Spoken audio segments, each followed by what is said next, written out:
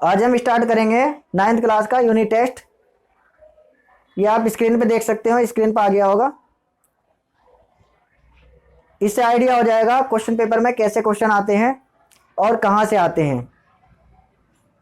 Video देखना, आगे video में मैं बताऊंगा कि क्वेश्चन कहाँ से आते हैं, किस तरह से क्वेश्चन में बदलाव कर दिया जाता है। क्वेश्चन किताब से कहाँ से लिए जाते हैं या किताब के बाहर से आते हैं, ये वीडियो आगे देखोगे तो उसमें मैं बताऊंगा आपको। वीडियो पूरी देखना, कुछ भी स्किप मत करना। वीडियो पूरी देखोगे तो क्वेश्चन भी समझ में आएंगे और एक आइडिया भी मिल जाएगा क्वेश्चन कहाँ से आते हैं पेपर में। पहला क्वेश्चन कह रहा है 2 + x² + x में x² का गुणांक लिखो। 1 नंबर का क्वेश्चन है, ज़्यादा लिखना नहीं है, सिर्फ आंसर लिखना है। x² अगर कहा है तो x² को ही देखेंगे। यहाँ पर क्वेश्चन बदल सकता है, वो x भी दे सकता है, x देगा तो x ही देखेंगे। बस ये ध्यान रखना, क्योंकि हो सकता है ये 3 पावर वाला बहुपद हो, तब x³ भी दे सकता है, x³ ही देखेंगे। यहाँ पर कुछ भी बदल सकता है क्वेश्चन। अब यहाँ x² दे रहा है, x² से पहले देखना है गुणांक। गुणांक का मतलब होता है गुणा करने वाला। x² से जो पहले होता है वही उसकी गुणा करता है। x² से पहले यहाँ कोई भी ऐसा नंबर नहीं है जो रखा हो। प्लस के बाद की बात नहीं करेंगे, 2 रखा है, 2 मत समझ लेना, 2 प्लस के पहले है। x² के तुरंत यानी x² के बिल्कुल नजदीक में कोई बैठा है नंबर नहीं बैठा है, इसका मतलब x² का गुणांक 1 है। अगर x² से पहले जैसे कि x² लिखा होता, यहाँ 2 लिखा होता, बीच में कोई नंबर ना होता, कोई निशान ना होता, अगर होता भी तो गुणा का होता, तो उसको हम गुणांक कहते हैं। गुणांक मतलब गुणा करने वाला। x² में कौन गुणा कर रहा है? 2, तो यहाँ x² का गुणांक 2 है। इसी तरह से 3 भी लिखा होता, 3 गुणांक होता। यहाँ x² से पहले कुछ नहीं लिखा तो इसका मतलब x² का गुणांक 1 है। 1 क्यों है? क्योंकि अगर कोई नंबर पहले लिखा नहीं है तो 1 लिख सकते हैं, 1 लिखेंगे कोई फर्क ही नहीं पड़ेगा। 1 की गुना 100 में करो कोई फर्क ही नहीं पड़ता, 100 ही आता है। 1 की गुना 20 में करो कोई फर्क नहीं पड़ता, 20 ही आता है। x² की 1 में गुना करेंगे कोई फर्क नहीं पड़ेगा, x² ही आएगा। 1 रख सकते हैं, अगर 1 रख सकते हैं तो इसका मतलब कोई नंबर नहीं है, तो उसका गुणांक 1 ही है, क्योंकि 1 रखा जा सकता है। समझ में आ गया होगा। इसको लिखेंगे कैसे? सिर्फ आंसर लिख देंगे, ज्यादा नहीं लिखना, क्योंकि 1 ही नंबर का है।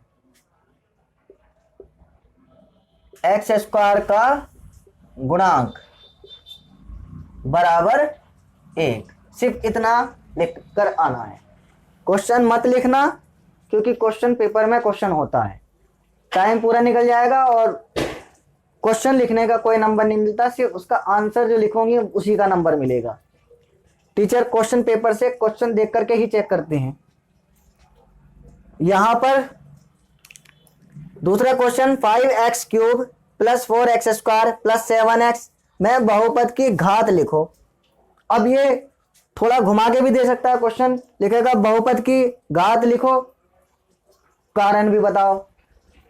अगर कारण बताना है तो कारण भी बताना पड़ेगा, लेकिन यहां कारण नहीं पूछ रहा तो सीधा बहुपद की घात बतानी है। घात का मतलब है जो उसके अंदर बहुपद के अंदर वेरिएबल है, जैसे इसमें x है, किसी में y भी हो सकता है, z भी हो सकता है, जो भी वेरिएबल है जितनी बार भी उसमें आ रहा है, सबसे ज्यादा कहां पर वेरिएबल में कौन सी पावर है।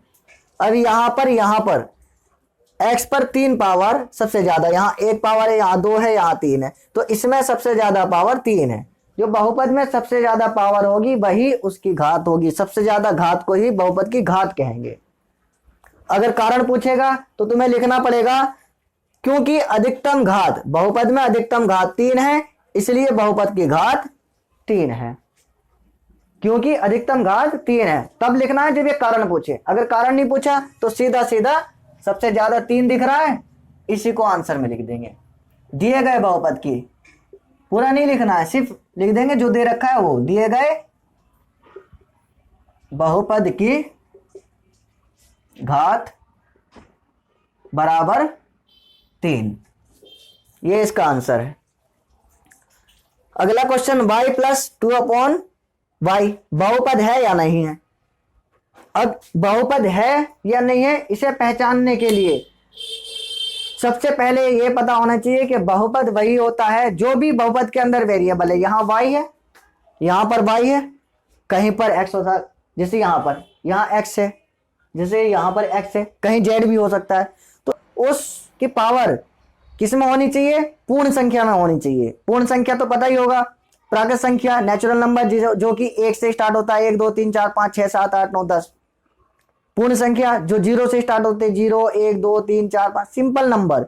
0 हो तब भी ठीक है, तब भी उसे बहुपद मानेंगे। 1 हो, 2 हो, 3 4 5, कुछ भी हो, बहुपद कहलाएगा। लेकिन अगर पूर्ण संख्या नहीं है तो वो बहुपद नहीं कहलाएगा। अब पूर्ण संख्या नहीं है, एकदम से दिमाग नहीं जा पाएगा, तो उसके लिए 4 पॉइंट याद रखो। 4 पॉइंट कौन से? बहुपद नहीं के, पहला, माइनस में पावर नहीं होनी चाहिए, क्योंकि माइनस में पावर होगी वो पूर्ण संख्या नहीं कहलाएगा, पूर्णांक में आ जाएगा।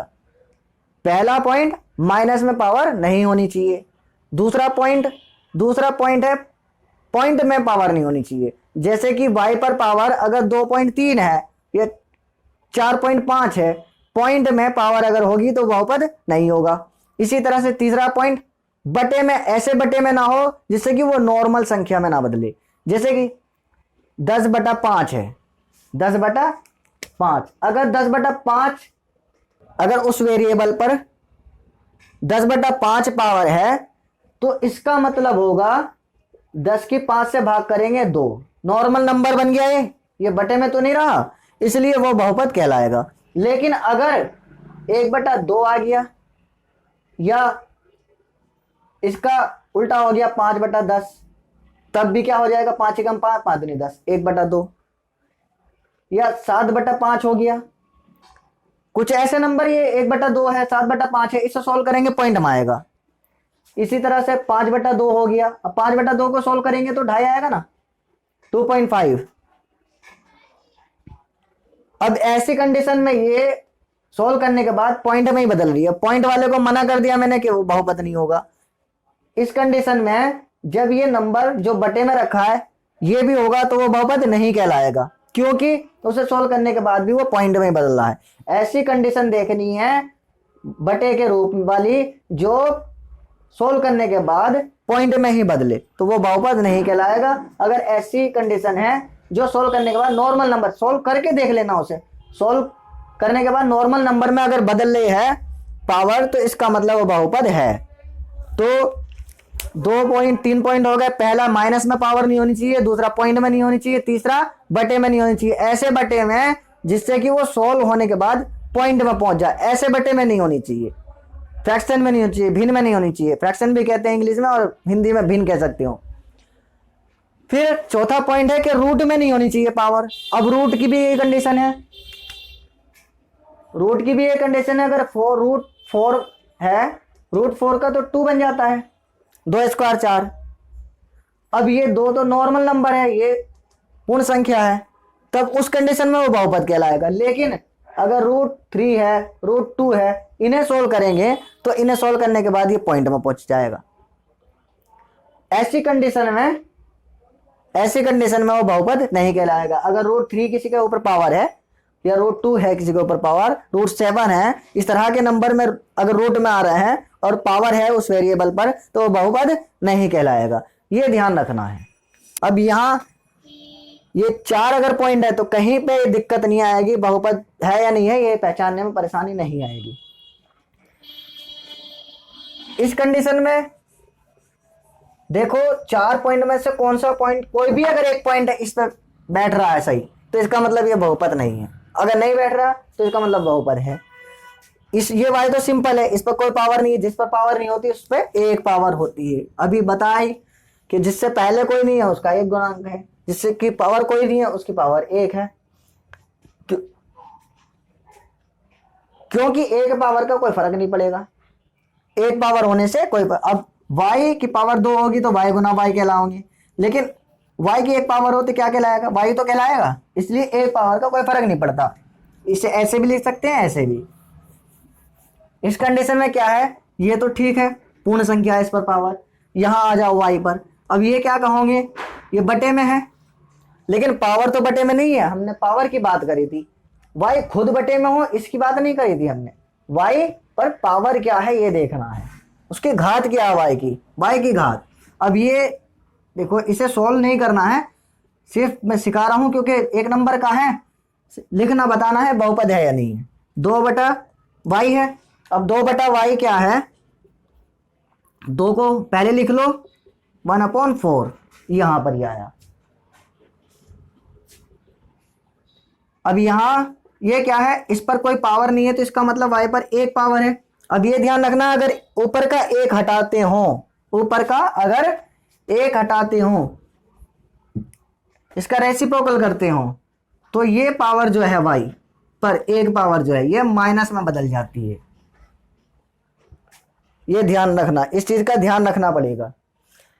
इसका मतलब ये जो कंडीशन इन्होंने दे रखी है ये y की पावर माइनस में जाके बदल रही है। अगर ये पूरा बताता ना कि बहुपद है या नहीं है, कारण भी बताओ, तो इसे पूरा सोल्व करके बताते और बताते कि y पर पावर माइनस क्या आ रही है, जो कि पूर्ण संख्या नहीं है, इसलिए ये बहुपद नहीं है। पूरी बात बतानी पड़ती, पूरा कैसे सोल्व करके दिखाते हैं मैं बता दूं। ये लिखते y plus 2/y, y plus 2 into 1/y, और ये बन जाएगा y plus 2y raise to power -1। कारण नहीं पूछा इसने, कारण नहीं पूछा तो सीधा सिंपल क्या लिखोगे, सीधा सिंपल लिख दोगे y बहुपद नहीं है। ये इसका आंसर है। आंसर छोटा था, जरी देर में बताया जा सकता था, लेकिन क्वेश्चन को घुमा दिया जाता है पेपर में, इसलिए बहुपद की पहचान पता होनी चाहिए कि बहुपद को पहचानेंगे कैसे, इसलिए मैंने पूरी पहचान बताई है। ये 3 क्वेश्चन हो गए। क्वेश्चन 4 करते हैं। क्वेश्चन 4 में पूछ रहा है 9x - 7x² प्लस 8 एक पदी है, द्विपदी है या त्रिपदी है। इसमें सिंपल है, पद का मतलब होता है ये जो है ये पद है, ये भी पद है, ये भी पद है, चाहे ABCD में लिखा हो चाहे वो नंबर में लिखा हो, पद है। अब यहां कितने पद है, 1 2 3, कितने पद हो गए, 3 पद है। इसका मतलब ये क्या कहलाएगा, त्रिपदी।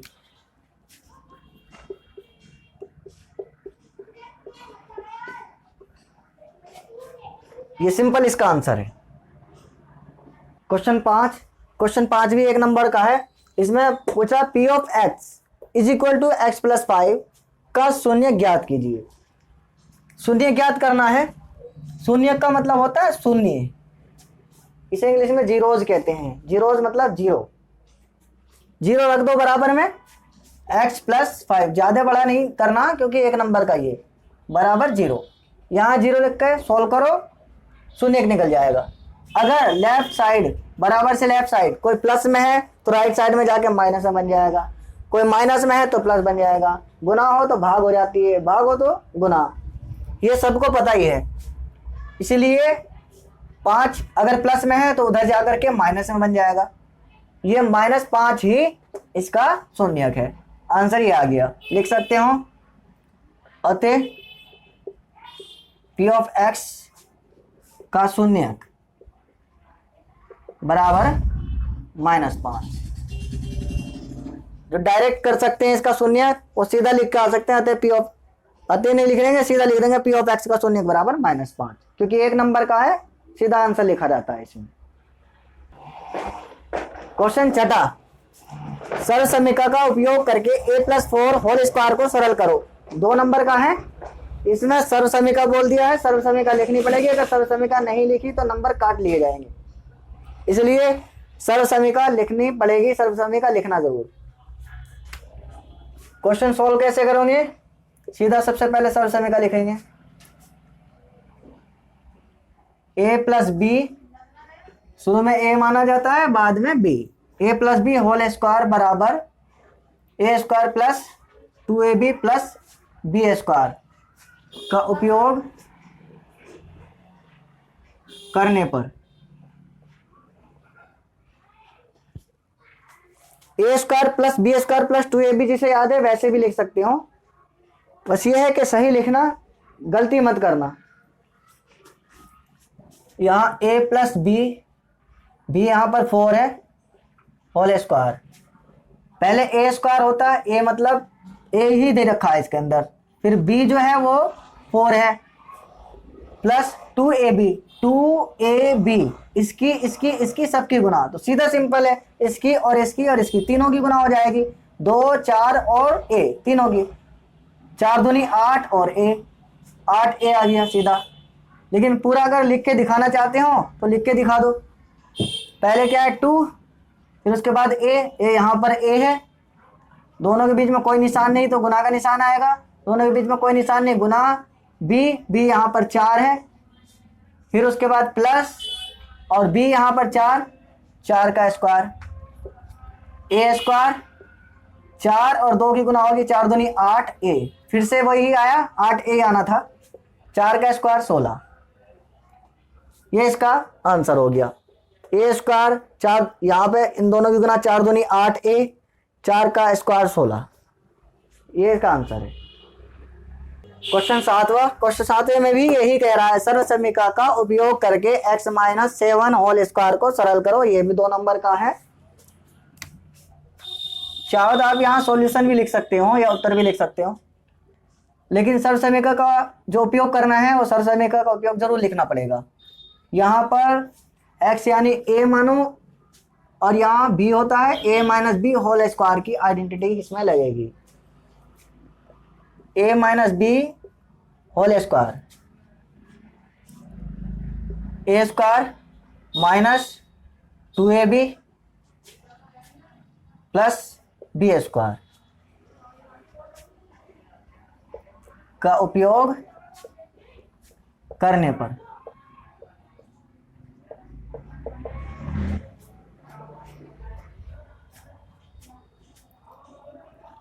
अब यहाँ कंडीशन अगर देखो तो ये याद करना भी बड़ा आसान होता है। यहाँ पर देखो पहले ए स्क्वायर होता है फिर बी स्क्वायर, चाहो तो बी स्क्वायर को पहले लिख लो, कोई दिक्कत नहीं है, जिसको अगर याद हो तो वो a square plus B square minus 2ab लिख सकते हो, वैसे भी वही बात होगी, आंसर गलत नहीं कर सकते, टीचर कोई भी आंसर गलत नहीं करेंगे।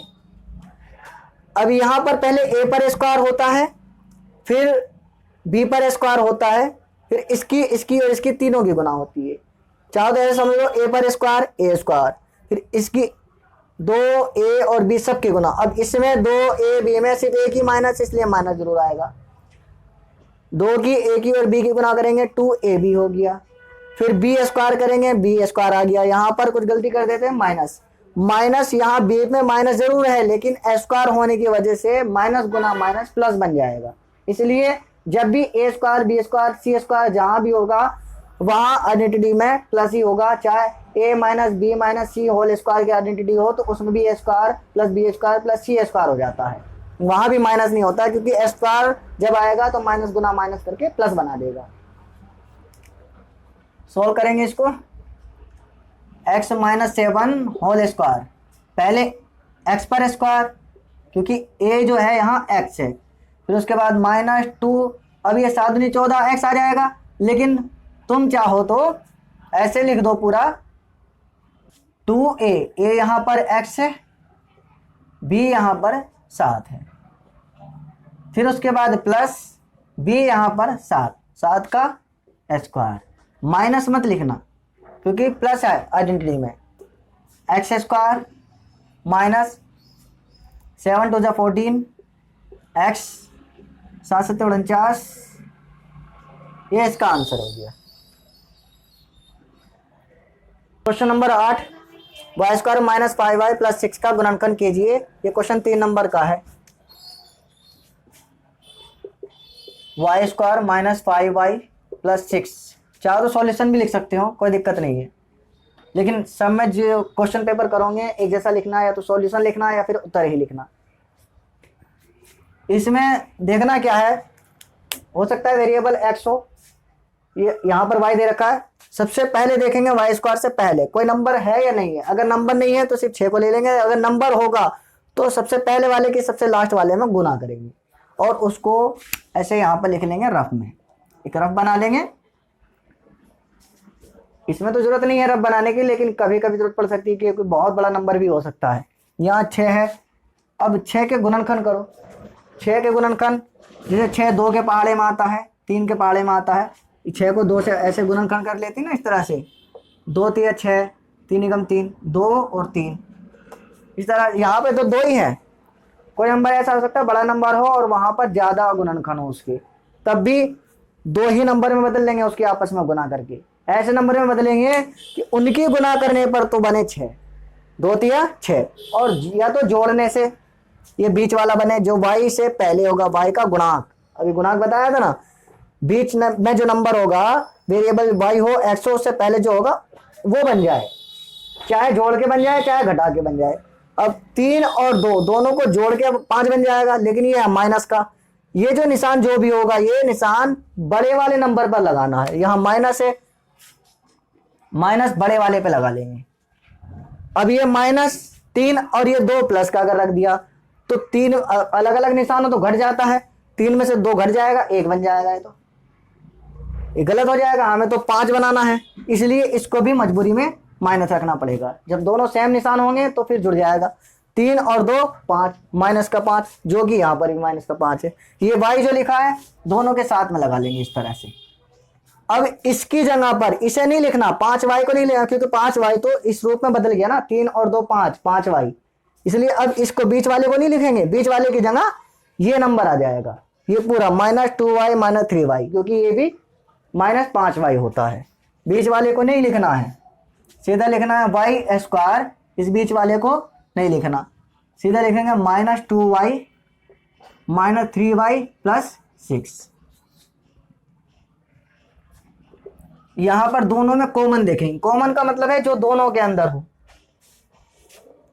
y यहां पर भी है यहां पर भी है, y पर पावर यहां 2 है यहां 1 है, कम पावर वाला लेंगे, y अकेला एक पावर वाला यहां पर है 1, इसके बाद ब्रैकेट लगा देंगे तुरंत। कॉमन लेने का मतलब है कि जो दोनों में है उसको लिया और ब्रैकेट लगा दिया, y की भाग करेंगे, y² है यहाँ y2 है, इस y से भाग हो जाएगी तो 1 y कट जाएगा, 1 बच जाएगा, यहाँ माइनस है माइनस रखेंगे। अब यहाँ जो कॉमन आया दोनों से लिया था ना, इससे और इससे, जिन जिन से कॉमन लिया है उन दोनों पदों में भाग करेंगे और भाग करके जो आएगा वही ब्रैकेट के अंदर रखेंगे। अगर ऐसे समझ में नहीं आ रहा y की y से स्क्वायर से भाग करके y कैसा आया, तो इस y² को ऐसे लिख लो, y गुना y, तभी तो y² होता है, नीचे y है, y की भाग की तो y से y कट गया, 1 y बचा, ये y लिख दिया।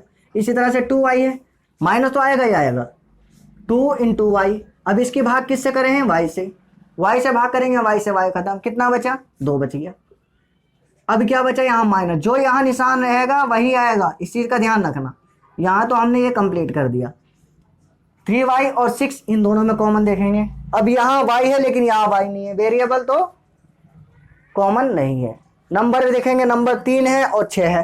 अब इन दोनों में छोटा कौन सा है, वैसे तो HCF लिया जाता है, पर HCF वैसे नहीं निकालना है जैसे बचपन में निकाले थे, 6 की ऐसे करके भाग की 3 से फिर उसको करते थे, इस तरह से नहीं करना, या फिर गुणनखंड करके फिर उससे निकालते थे।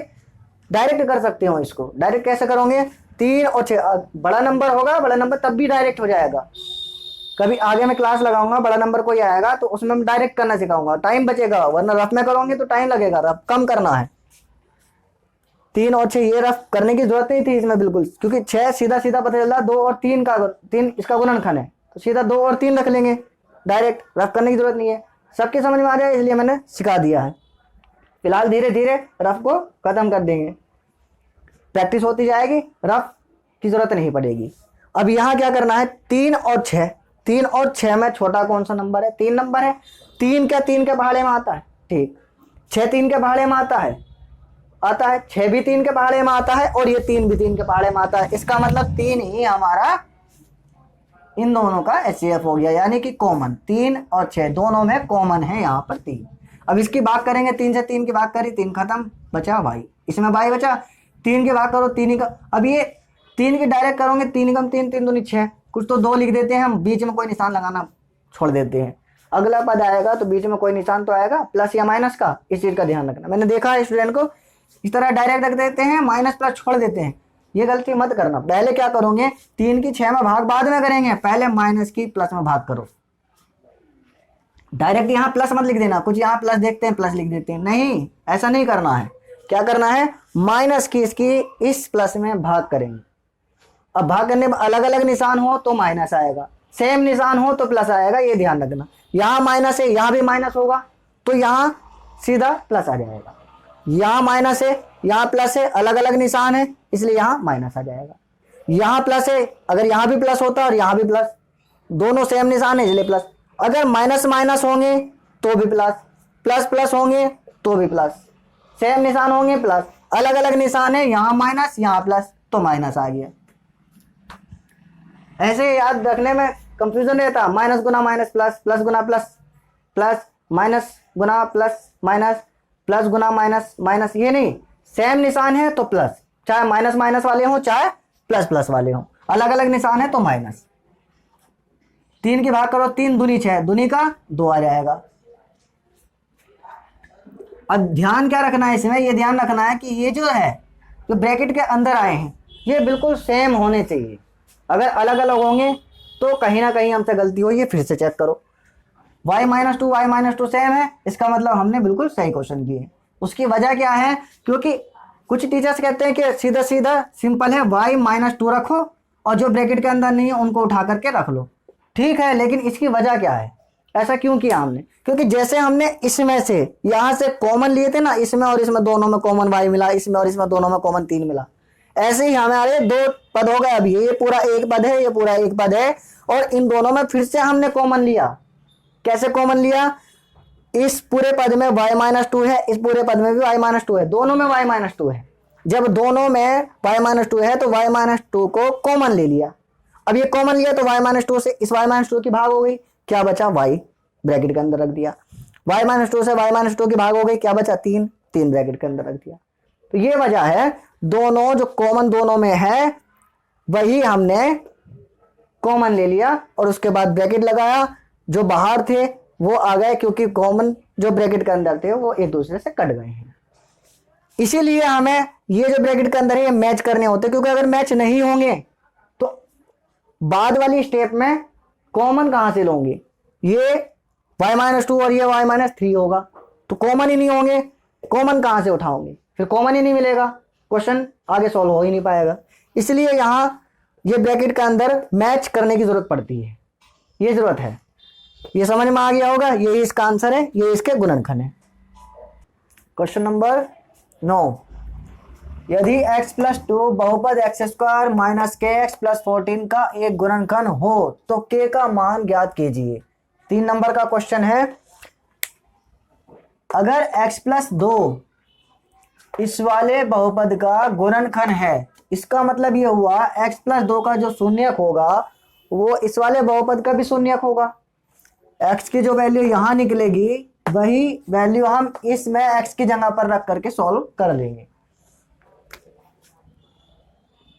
सॉल्यूशन में x plus two is equal to 0, शून्यक निकालने के लिए 0 लगाते हैं बराबर में, x इज इक्वल टू, अब ये 2 प्लस में है उधर जाकर आ गया माइनस में, इसको समीकरण फर्स्ट रख लेंगे क्योंकि x की वैल्यू इसमें रखनी है, इसी वैल्यू को वहां बताना पड़ेगा कहाँ से आई x की वैल्यू। यहाँ अगला बहुपद X square minus K X plus 14 is equal to 0, X की जगह -2 माइनस के मल्टीप्लाई इस x की जगह -2 प्लस 14 इज इक्वल टू 0। यहाँ बता देंगे समीकरण फर्स्ट से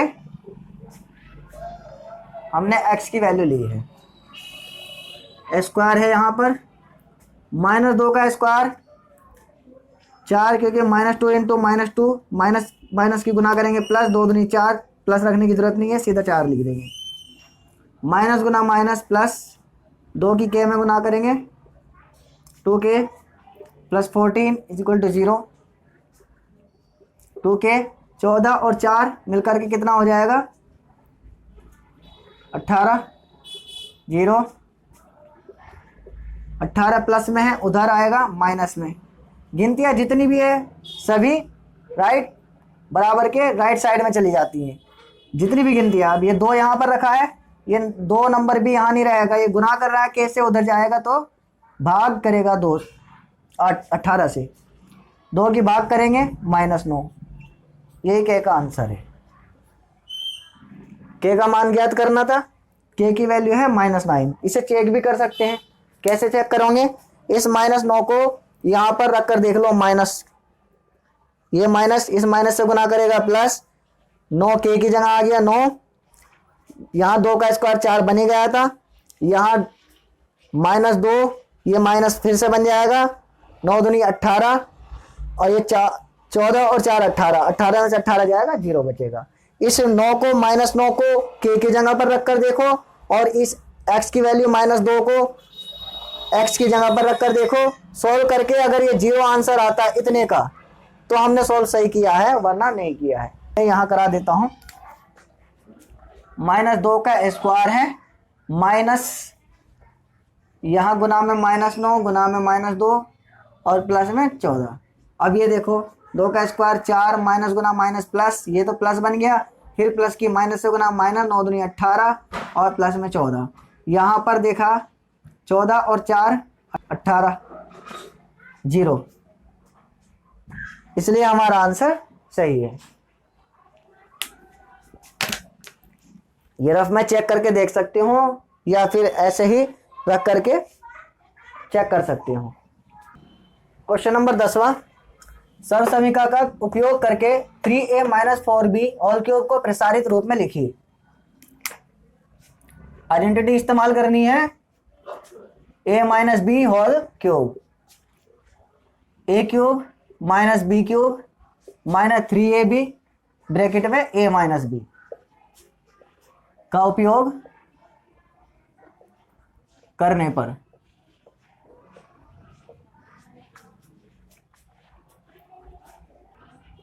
3a - 4b होल क्यूब, यहाँ a और यहाँ 3a है, a पर क्यूब है, यहाँ 3a पर क्यूब होगा, 3a होल क्यूब। ब्रैकेट क्यों लगाया? क्योंकि अगर ब्रैकेट नहीं लगाएंगे तो ये जो पावर है, ये 3 सिर्फ a पर पावर रहेगी, इस 3 पर रह जाएगी, इस पर कोई पावर नहीं रहेगी, क्योंकि इसका मतलब होता है 3 × a क्यूब। a पर पावर 3 है, लेकिन 3 पर तो ये पावर है ही नहीं, गलत हो जाएगा, इसलिए ब्रैकेट लगाना पड़ेगा। ब्रैकेट का मतलब है ये जो पावर है अब 3 पर भी है, a पर भी है, -4b होल क्यूब, फिर उसके बाद -3a है, और मल्टीप्लाई में b कितना है 4b, ब्रैकेट में a 3a है माइनस b कितना है 4b। जैसा a b लिखा है वैसा ही 3a - 4b ऐसे लिख देंगे, बस पावर नहीं लगाएंगे लास्ट में। 3 का क्यूब 27 a क्यूब माइनस 4 का cube 64 b cube minus 3 × 9 9 × 36 A B bracket में 3a - 4b 27 a cube minus 64 b cube 36 की। अब ये ब्रैकेट से पहले जो भी होता है, ब्रैकेट के अंदर जितने भी होते हैं सब में गुना करता है। 36 की 3 में गुना होगी, नंबर की नंबर में और वेरिएबल की वेरिएबल में, a की गुना a में हो जाएगी। 36 दिया 108, डायरेक्ट गुना करनी नहीं आ रही है, पहाड़ा अगर 36 का याद नहीं है तो सीधा लिख लेना, ऐसा करके गुना कर लेना। 3 की 6 में गुना, राइट टू लेफ्ट, दाएं से बाएं की तरफ, इकाई दाएं की तरफ। 3 × 18 का 8, 1 बचा, 3 × 9 और 1 10। फिर a की गुना a में 2a हो गए a², b यहाँ पर है। इस माइनस की इस माइनस में गुना होगी, प्लस 36 की 4 में गुना, 36 चौक 144, ऐसे ही गुना कर लेना। 4 × 24 का 4, 2 बचा, 4 × 12 और 2 14। यहाँ a है, यहाँ b की गुना b में b²। ये इसका आंसर है। सभी क्वेश्चन सोल्व हो गए हैं, यूनिट टेस्ट कंप्लीट हो गया है। 10 के 10 क्वेश्चन, एक आइडिया मिल जाएगा कि क्वेश्चन पेपर में कैसे क्वेश्चन आते हैं। आपने देखा ही कि जो इसमें क्वेश्चन दिया है, जैसे ये क्वेश्चन दिया है, ये क्वेश्चन एक्सरसाइज का नहीं है। जो बच्चे तैयारी करते हैं एक्सरसाइज से करते हैं, पूरी किताब में एक्सरसाइज सॉल्व कर लेते हैं, फिर उसके बाद पेपर में बैठते हैं, जाकर के पता चलता है कि वहाँ एक्सरसाइज में से कोई क्वेश्चन नहीं है। फिर कहते हैं कि पता नहीं कहाँ से बाहर से आए थे क्वेश्चन, किताब में है नहीं, हमने पूरी किताब कंप्लीट कर रखी है। ये किताब में क्वेश्चन एग्जाम्पल में होते हैं, एग्जाम्पल से क्वेश्चन दिए जाते हैं और कितना थोड़ा सा बदल दिया जाता है। अगर एग्जाम्पल में देखो 3a + 4b लिखा है या प्लस लिखा है, लेकिन क्वेश्चन में कैसा दिया है, माइनस करके। लगेगा ऐसा कि किताब में नहीं है, एग्जाम्पल नहीं देखा एक, तो दूसरा प्लस की जगह माइनस कर दिया। हल्का सा फर्क कर देते हैं, एग्जाम्पल से क्वेश्चन दिए जाते हैं लेकिन किताब से ही क्वेश्चन होते हैं। कुछ किताब के एक्सरसाइज में से दिए जाते हैं, थोड़ा सा बदल देते हैं, नंबर बदल देंगे या फिर वेरिएबल कोई बदल देंगे या फिर प्लस माइनस बदल देंगे, पावर बदल दी जाएगी। इस तरह से क्वेश्चन बदल कर आते हैं किताब के अंदर से ही। तो यही नहीं कि अब इससे पहले जो क्वेश्चन, जो और भी क्वेश्चन पहले थे वो भी एग्जाम्पल से दिए गए हैं, कुछ तो थोड़ा बहुत चेंज करके दिए गए हैं, कुछ बिना चेंज करे ऐसे ही दे दिए गए हैं। इसलिए सिर्फ एक्सरसाइज ना करें, साथ में एग्जाम्पल भी सोल्व करें। किताब के अंदर जो भी क्वेश्चन दिए गए हैं सब क्वेश्चन सोल्व करें। और एग्जाम्पल से क्वेश्चन दिए जाते हैं, कोई भी क्वेश्चन किसी भी तरह से छोड़ो मत। किताब में जो भी क्वेश्चन दे रखे हैं, चाहे वो एग्जाम्पल के हों चाहे वो एक्सरसाइज के हों, करो जरूर। किताब से ही क्वेश्चन आएंगे। कोई भी क्वेश्चन किसी भी ऑफलाइन में भी कोई कोचिंग पढ़ाते हैं या कहीं भी पढ़ते हों और टीचर कहते हैं कि नहीं हमें बहुत एक्सपीरियंस है, ये क्वेश्चन पेपर में नहीं आएगा, इसे छोड़ दो, नहीं, क्यों छोड़ें? जब किताब में है सिलेबस तो उसको क्यों छोड़ें? हमें सोल्व करना है। अगर कोई ऑफलाइन कोचिंग में टीचर बहाना करते हैं कि वो पेपर में नहीं आएगा क्वेश्चन, तो इसका मतलब ये है कि उनको वे क्वेश्चन नहीं आते हैं, इसलिए वो बहाना करके सिर्फ उस क्वेश्चन को बचना चाहते हैं और कुछ नहीं। किसी भी तरह से कम नंबर आने के कोई चांस नहीं रहेंगे अगर तुमने पूरी किताब कंप्लीट कर ली तो। वो भी क्वेश्चन आपको मिल रहा है, चाहे वो कैपिटल से हो, चाहे एनसीईआरटी हो, चाहे कहीं और से हो, एक एक्सपीरियंस देके जाएगा आपको क्वेश्चन। इसलिए किसी के बहाने से भी कोई क्वेश्चन छोड़ना मत। अगर नहीं आ रहा है टीचर को और वो आपको बहाना बना रहे हैं, तो इसका मतलब ये है कि आप उस कोचिंग से छोड़ करके दूसरे कोचिंग में चले जाओ, क्योंकि वहाँ पर आपका फ्यूचर ही खराब हो रहा है। जो क्वेश्चन नहीं आने थे पेपर में, जो भी क्वेश्चन नहीं आने थे वो सिलेबस से हटा दिए गए हैं। एक्सरसाइज या जो भी है वो सिलेबस से हटा दिए जाते हैं गवर्नमेंट द्वारा। इसलिए जो है किताब में रखे हुए जो क्वेश्चन, जो एक्सरसाइज, जो सिलेबस रखा है वो सारा ही करना होगा आपको। अगर सभी क्वेश्चन की प्रैक्टिस करनी है, कोई भी क्वेश्चन छोड़े बिना, शॉर्ट तरीके से क्वेश्चन को कैसे किया जाता है और लॉन्ग तरीके से कैसे किया जाता है, पेपर में उसको कैसे लिखना है जिससे पूरे नंबर आ सकें, सब्सक्राइब कर लो चैनल को और नोटिफिकेशन बेल ऑल पर रखो। जैसे ही मैं कोई भी क्वेश्चन की वीडियो बनाऊंगा, अपलोड करूंगा, तो आपको तुरंत पहुंच जाएगी। पूरी वीडियो देखने के लिए बहुत बहुत धन्यवाद आपका।